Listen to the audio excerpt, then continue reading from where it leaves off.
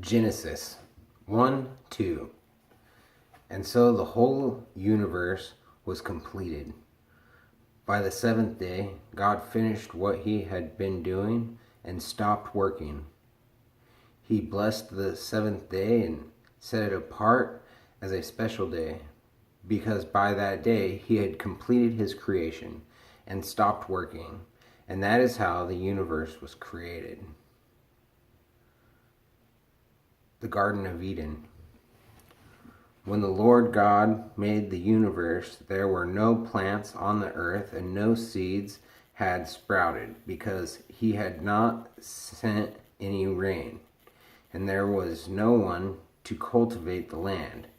Water would come up from beneath the surface and water the ground. Then the Lord God took some soil from the ground and formed a man out of it.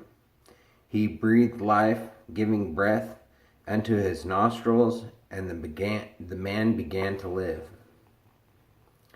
Then the Lord God planted a garden in Eden and in the east, and there he put the man he had formed. He made all kinds of beautiful trees grow there and produce good fruit. In the middle of the garden stood the tree that gives life, and the tree that gives knowledge of what is good and what is bad.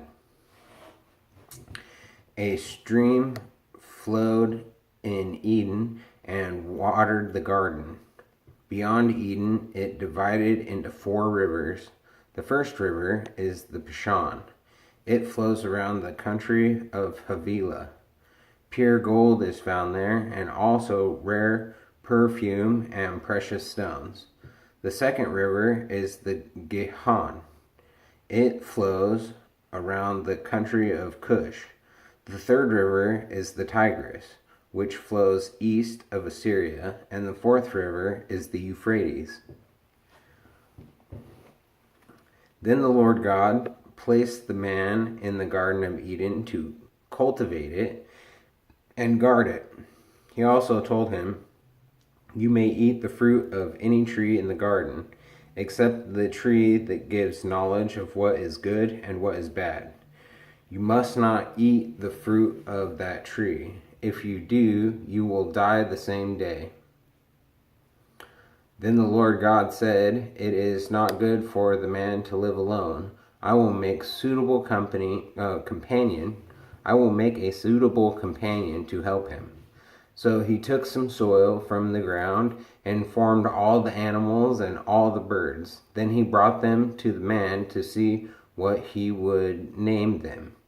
And that is how they all got their names. So the man named all the birds and all the animals, but not one of them was a suitable companion to help him. Then the Lord God made the man fall into a deep sleep, and while he was sleeping, he took out one of the man's ribs and closed up the flesh. He formed a woman out of the rib and brought her to him. Then the man said, "At last, here is one of my own kind, bone taken from my bone and flesh from my flesh.